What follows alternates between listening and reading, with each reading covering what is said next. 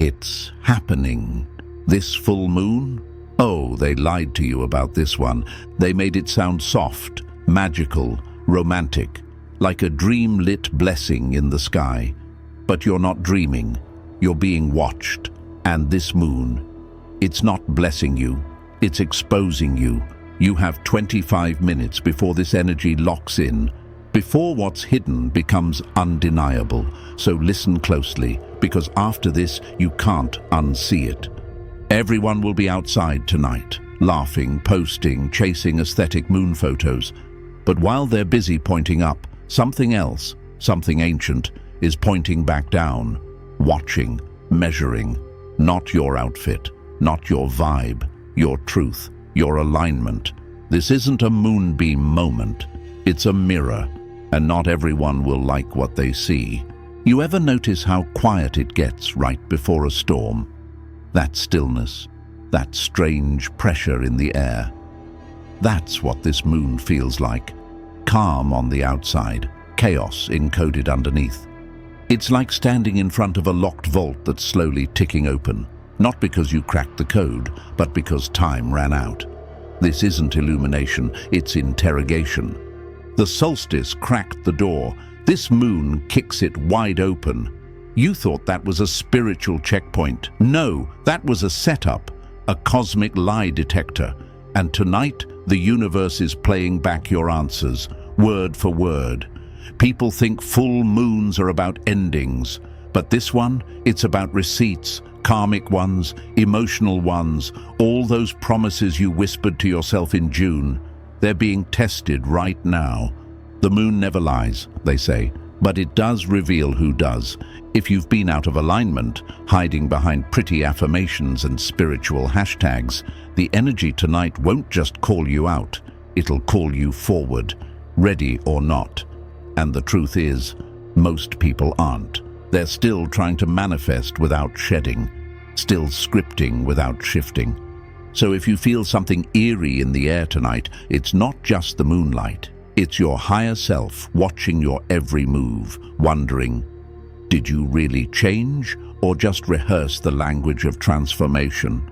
Like, subscribe. And if this already hit a nerve, drop the number 77 in the comments to seal this message in and help it reach someone else who needs the truth before midnight. Because after this, there's no going back. The countdown's over. And what you do next under this full moon, that's your real signature. Chapter 1. The Moon as a Cosmic Checkpoint. And now we shift deeper into the stillness that most people mistake for peace. You're standing inside a cosmic checkpoint, not metaphorically, literally. We're halfway between two eclipse seasons, those celestial earthquakes that rip through illusions and shake foundations. And right now, this full moon has placed you under the lens, not to bless, not to break, but to inspect, to see if you've really been evolving or just acting enlightened under soft lighting. Think of it like a freeze frame in a movie. The action stops, but the camera doesn't. It zooms in, it lingers. Every detail, every crack, every contradiction is caught. That's what this moon is doing. It's pressing pause on your momentum, not to delay you, but to examine you. Have you been feeling that weird sense of timing? Like your body showed up on time, but your soul is lagging 5 seconds behind? That eerie sensation that you're waiting in a cosmic lobby, watching the world spin while your number hasn't been called yet? That's no accident. It's design. Because you're in the sacred stillness between two energetic storms. Not past, not future, just frozen for evaluation. If eclipses are like spiritual tectonic shifts, breaking open timelines, forcing truth to the surface, then this moon is the breath between those quakes. And silence? It's never just silence. It's the sacred meeting room where fates are weighed, where trajectories get chosen, not just for today, but for the next 6 months of your soul's momentum. Imagine a GPS recalculating. That's what's happening now. But not from a wrong turn, rather from an unseen detour your spirit took. And the question echoing in this lunar light is, which version of you is about to become permanent? Because whatever energy you're performing under this moon, it's about to become your new default setting. Choose wisely. Chapter 2. The moon reveals you to the system. You're not just under moonlight tonight, you're under review. This full moon isn't just revealing you to yourself, it's revealing you to the system. And no, we're not talking about governments or institutions. This isn't a satellite or a spy. This is spiritual surveillance, the kind that doesn't miss a flicker in your soul's alignment. Higher realms are watching. Consciousness grids, your unseen guides, your protectors, even future versions of you, they're all tuned in. And they're not pulling your resume from astrology charts or your social media aura. No, they're pulling from your recent movements, your energy signature over the last 48 hours, that tiny decision you made in passing, that message you didn't respond to, that urge you ignored or obeyed. That was data. The system wasn't looking at your thoughts, it was reading your reactions, what you did when no one was applauding. What you chose when no one was looking. This moon isn't asking if you're talented, it already knows. It's not checking your potential, it saw that the moment you took your first breath. It's testing your readiness. And how do you test for that? You look for consistency, alignment, integrity in the dark. Imagine a spiritual algorithm running in the background. But instead of counting clicks or likes, it tracks your integrity, your intentions, and your micro-decisions.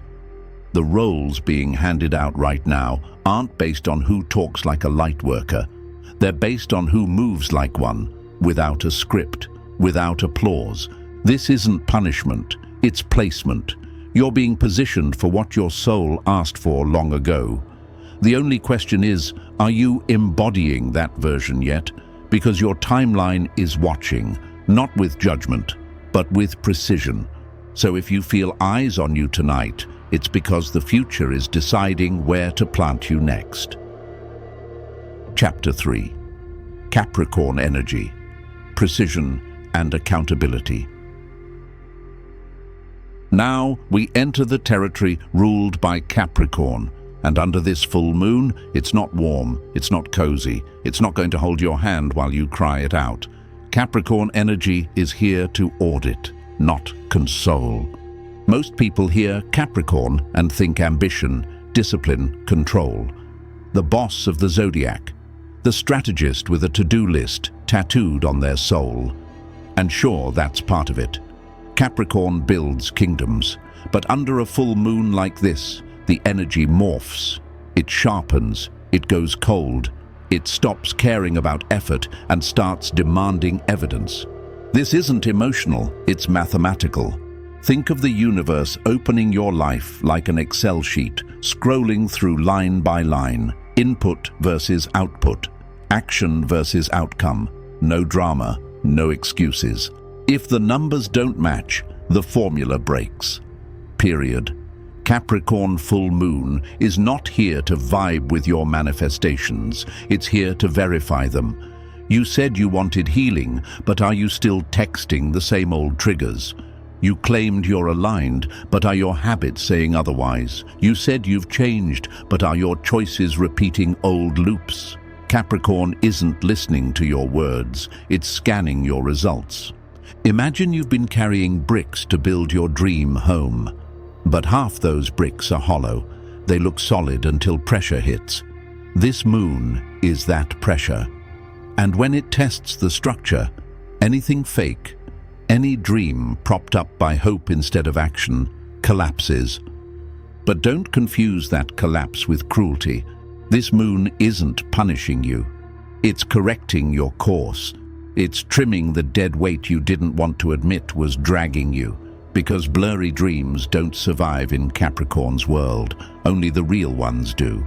And here's the part that stings. There's no space to negotiate. If it's weak, it goes. If it's fake, it's gone. This moon doesn't yell, it cuts.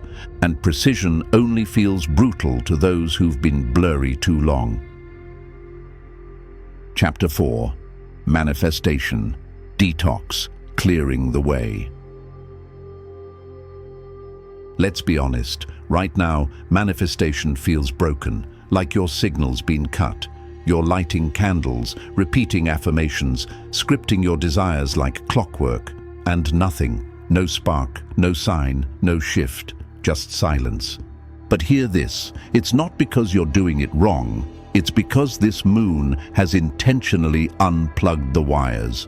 This isn't a malfunction, it's a manual reset, a manifestation detox, a firewall installed by the universe itself to block out every frequency that isn't born from real alignment.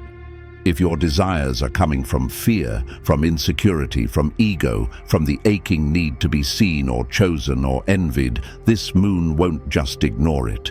It will shut it down cold. Think of it like trying to pour clean water into a glass that's still full of oil. No matter how pure your intention is, the vessel is still tainted. The more you try to force it, the more it slips through your fingers. This moon isn't here to punish you, it's here to purify the channel, not the vision board, you. Your old tools, they still work, but only if they're powered by truth, not control, not fear of lack, not desperation in disguise. That's why the magic feels muted. Because this energy isn't responding to how bad you want something, it's responding to how true you're being about why you want it. This moon is wiping out the wish list. Not to take from you, but to make sure the next list isn't written in trauma ink. You're not blocked, you're being stripped.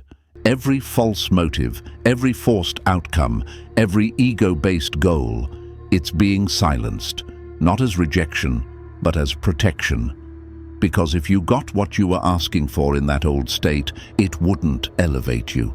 It would drown you. So if you're feeling blank, lost, or foggy, it's not failure. It's clarity in disguise. It's the void that appears right before your real voice starts speaking. Chapter 5. The moon's early whisper and ancestral activation. The moon doesn't wait to rise in the sky to begin its work. It slips in quietly through a crack in the veil, always arriving first in the dream world. Long before you saw it glowing above your head, it was already whispering beneath your consciousness. If you had a strange dream 3 nights ago, something vivid, eerie, oddly specific, that wasn't random. That was the first signal. The moon had already begun the scan. And it didn't knock. It entered through the only door you leave unguarded, your sleep. See, most people assume the full moon only activates when it's full, like it has to hit its climax to do anything meaningful.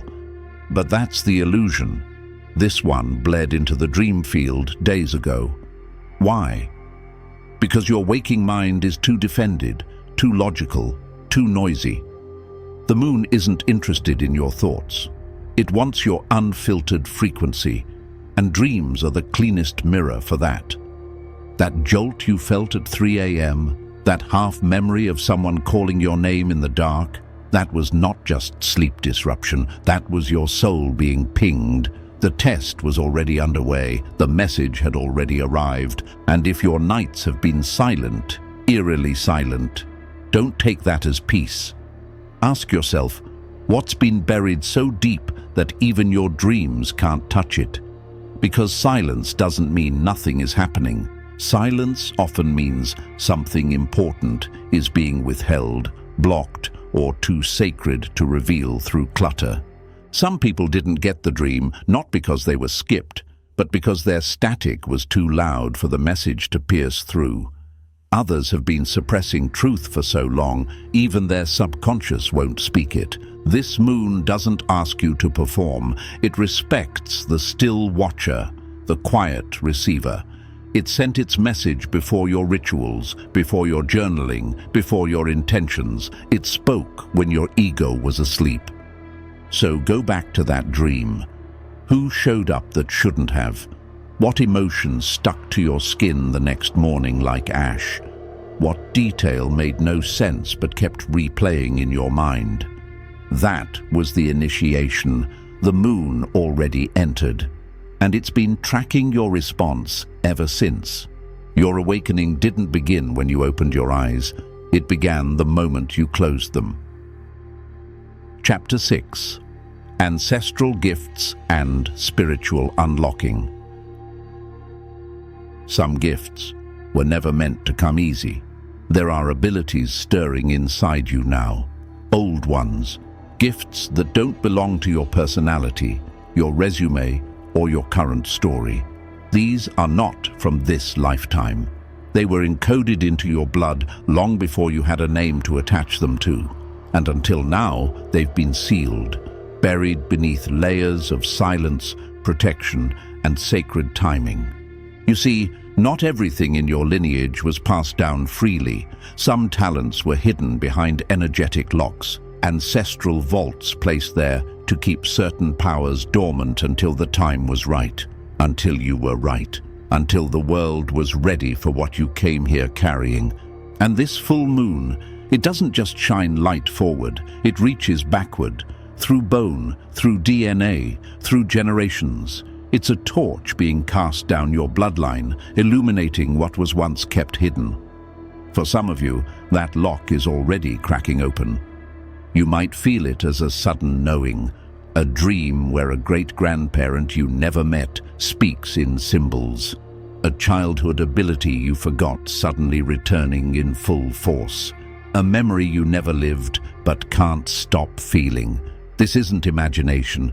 This is a spiritual handoff, a retrieval. This moon is whispering, the time has come. But here's the catch. Not all gifts come gently. Some were sealed for your safety. Others were hidden because your ancestors feared what would happen if you found them too early. So don't be surprised if your awakening feels more like a confrontation.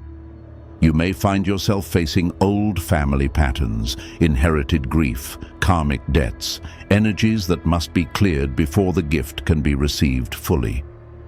You might cry for things you never experienced, feel rage that isn't yours, or strength you never knew you had. That's not madness. That's memory. That's soul recognition. Because this full moon is more than a reflection. It's a reckoning. It's not just revealing who you are. It's unlocking who you were always destined to become the moment the ancestral gate finally opened. And now, it has. Chapter 7. Lunar Voltage. The Energy Shift. You were taught to think of the moon as gentle, a soft glow, a celestial nightlight, the calm presence of the divine feminine watching quietly over the night. But not this time, not under this sky. What's moving through us now isn't lunar calm, it's lunar voltage. This full moon isn't reflecting light, it's conducting it. It's not glowing, it's charged. You see, the moon tonight is sitting in direct opposition to the sun's most reactive layer, its corona, that electric crown of plasma that pulses with pure solar force. When that crown hits the moon just right, it doesn't create peace. It triggers a circuit. That light you think is poetic? It's power. Raw, electric, unfiltered cosmic current. This moon has been plugged directly into the grid of your nervous system, and it's broadcasting. That's why your mind's racing at 2 a.m., why your skin feels too tight, why you want to run even when there's nowhere to go. It's not anxiety. It's not burnout, it's activation. People try to meditate it away, call it overstimulation, blame the caffeine or the screen time. But no, this isn't a personal problem. It's a planetary pulse. The moon has shifted roles. She's not receiving anymore, she's transmitting. She's calling you out of stillness, not to sit in silence, but to move, to act, to decide. Imagine lightning cracking open the sky, not to destroy, but to illuminate everything in one electric flash. That's what this moon is doing to your intuition, not whispering softly, but blaring like a siren. You don't get to drift. You don't get to delay.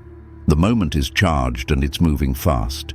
And if you're feeling everything all at once, too fast, too loud, too sharp, that's because you've been rewired. The system has been upgraded, and stillness is no longer safety. Stillness is now sleepwalking. This moon didn't come to soothe you, it came to wake you. Chapter 8. The Cosmic Purification. Let's be clear, this moon didn't come to grant wishes, it came to erase them, not to punish you, not to mock your vision board, but because some of those desires you've been holding on to, they weren't born from your soul. They were survival blueprints, stitched together by the version of you who just wanted safety, approval, control, validation. But that version of you, they've already dissolved. So when this moon arrived, it didn't amplify your manifestations, it invalidated them, like trying to open an app on an outdated device. It doesn't work, not because you did something wrong, but because the code is no longer compatible. That blank feeling you've had lately, the sudden boredom with your goals, the strange calm where obsession used to live, that's not laziness. That's cosmic purification. It's your soul pressing delete on what no longer resonates. Think of it like this. Your spirit has grown, but your old intentions were written in a smaller language. You're still trying to run soul-level energy through ego-level scripts. And this moon won't allow that. It's wiping the files, clearing the backlog, updating the system. That's why nothing feels urgent, why your affirmations sound hollow, why your dreams feel distant. It's not burnout, it's a reset. And most people won't recognize it. They'll hustle harder, push themselves to chase goals that are no longer alive. But you don't need to revive anything. You need to release. Because this moon isn't asking, what do you want? It's asking, what's no longer real? You are not uninspired. You are being emptied. Because what's coming next is bigger than your current identity can hold. And it won't arrive until the clutter, the old wants, the expired instructions, is gone. So if you're standing here under this full moon, with your hands empty, your heart still, and your desires dissolving, good. It means you're ready to receive something real. Chapter 9.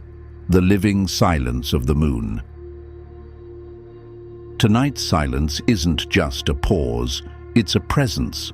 It's the kind of quiet that doesn't feel empty, but aware, like the room is watching, like something unseen is standing just outside your line of sight, not threatening, not hiding, simply waiting. You've felt it, that strange gravitational pull toward stillness, that sudden urge to sit alone with your thoughts, not to think, but to listen, not to do, but to feel. Most people will miss it. They'll scroll it away, fill it with noise, drown it with stimulation, because the silence tonight doesn't shout, it invites. And only those attuned will recognize the invitation. This moon is not just casting light, it's casting signal. The silence surrounding it, it's alive, thick, textured, like the air itself is humming with data, spiritual codes woven through the stillness, trying to reach you. You might feel the room is heavier, not darker, not colder, just denser, like time has slowed down, like your breath is louder, like your skin is picking up static. That's not imagination, that's resonance. Your energy field is brushing up against something far older, deeper, and more intelligent than words can hold. The veil isn't just thin tonight, it's porous. And through it, you're being witnessed, not tested, not judged, simply observed. The question is, how do you exist when there's no instruction, when nothing tells you what to do or feel?